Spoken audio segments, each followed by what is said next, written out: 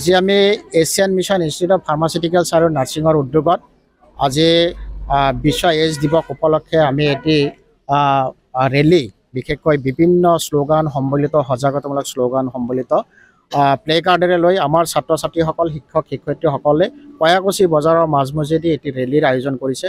এই ৰেলীৰ পিছত কয়াকুছি বজাৰৰ মাজমজিয়াত আমাৰ ছাত্ৰ ছাত্ৰীসকলে এইডছৰ ওপৰত এটি বাটৰ নাট তেওঁলোকে পৰিৱেশন কৰিব আৰু ইয়াৰ পিছত আজিৰ দিনটো উপলক্ষে আমাৰ ছাত্ৰ ছাত্ৰীসকলে পোষ্টাৰ মেকিং এটি কম্পিটিশ্যন আছে, সেইখিনি তেওঁলোকে ইয়াতে ডিছপ্লে কৰিব।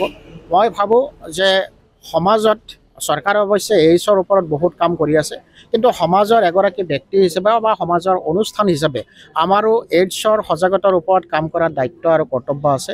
সেইখিনি আমাৰ পালন কৰাত আমি কেতিয়াও কুণ্ঠাবোধ কৰা নাই। গতিকে বৰ্তমান সময়ত যিকোনো বেমাৰ আজাৰে হওক, প্ৰিভেনশ্যন ইজ বেটাৰ দেন কিউৰ কথা এটা আছে।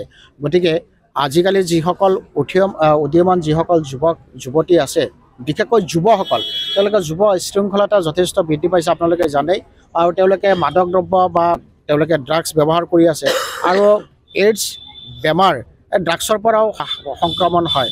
কাৰণ যিসকল ল'ৰা ছোৱালীয়ে বা ল'ৰাই যিসকলে যুৱকে ড্ৰাগছ লয়, তেওঁলোকে কিন্তু এটা চিৰিঞ্জেৰে তেওঁলোকে ড্ৰাগছ লোৱা আমি পৰিলক্ষিত বা দেখিবলৈ পাওঁ বা শুনিবলৈ পাওঁ। গতিকে এই ক্ষেত্ৰত সজাগতা যথেষ্ট প্ৰয়োজন আছে। বাকী ধৰক এইডছৰ বিষয়ে প্ৰতিগৰাকী ব্যক্তিয়ে হয়তো সমাজৰ মানুহে আজিকালি যথেষ্ট জনা হৈছে ইয়াৰ লক্ষণ বা ইয়াৰ